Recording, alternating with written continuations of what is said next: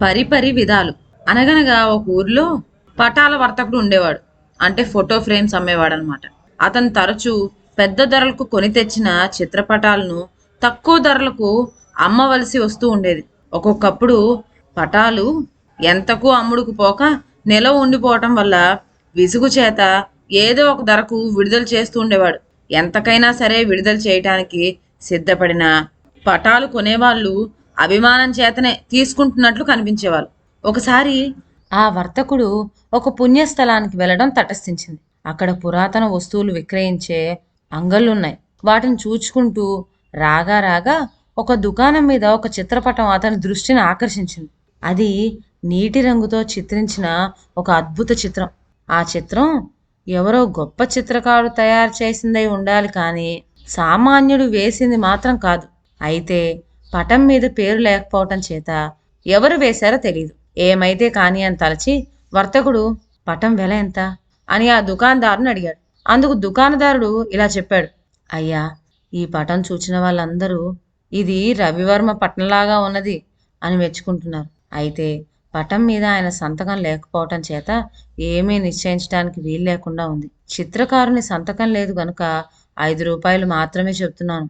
ఇష్టమైతే తీసుకోవచ్చు అన్నాడు. చిత్రకారుని సంతకం లేదనగానే వర్తకుడు ఆలోచనలో పడ్డాడు. అప్పుడు దుకాణదారుడు మళ్ళీ అన్నాడు: నేను ఈ పటం బొంబాయిలో కొన్నాను. వారం రోజుల్లో మళ్ళా అక్కడకు వెళ్దాం అనుకుంటూ ఉన్నాను. అప్పుడు వాకప్ చేస్తాను.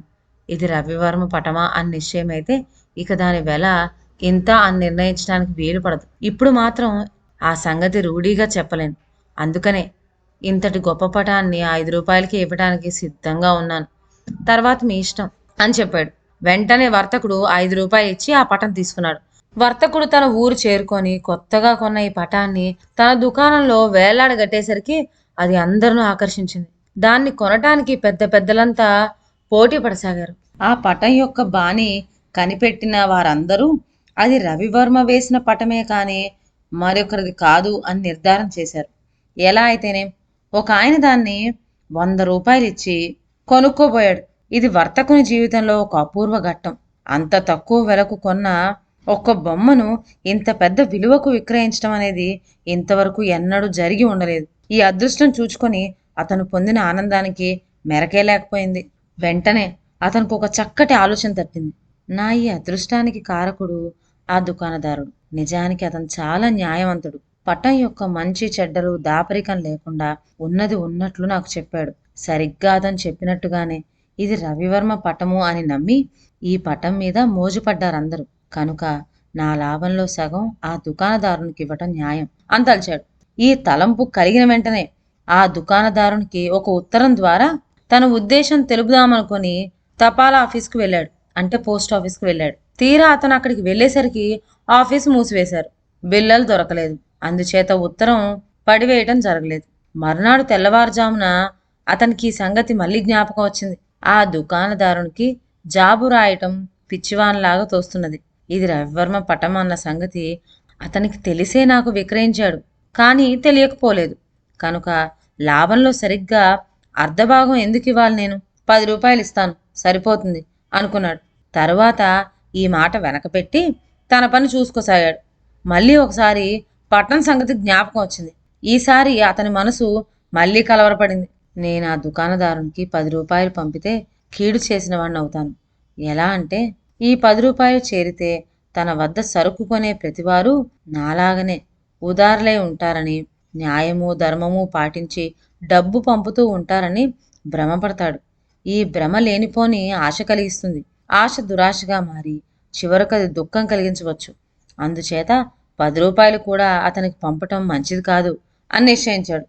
పోనీ 10 అతన్ని మేలు కోరి 5 రూపాయలు పంపుతా. అప్పుడు నేను చేసిన పని కేవలం స్వలాభం అనిపించుకోదు అనుకున్నాడు. ఆ మర్నాడు అతను దుస్తులు వేసుకుంటున్నప్పుడు మళ్ళీ ఈ సంగతి జ్ఞాపకం వచ్చింది. రాగానే అతను లక్ష్మి నన్ను కోరి వరించింది. అందుచేతనే ఆ పటం ఎక్కువ వెలకు నా వద్ద విక్రయమైంది. భాగ్యదేవత నాకు అనుగ్రహించింది దాన్ని. మరొకలకు దారపోయటం ఏం వివేకం? ఏమో మనసులో అనుకున్నాను. ఆ దుకాణదారునికి ఏమైనా ఇద్దామని. తీరా అనుకున్నాను కనుక 1 రూపాయి ఇస్తాను, అంతే.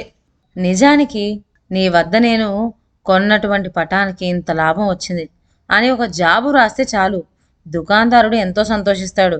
అటువంటిది నా కృతజ్ఞతను తెలుపుతూ ₹1 బహుమానం కూడా పంపుదామనుకుంటున్నానే, ఇంతకంటే ఏం కావాలి అనుకొని సమాధానం పెట్టుకున్నాడు.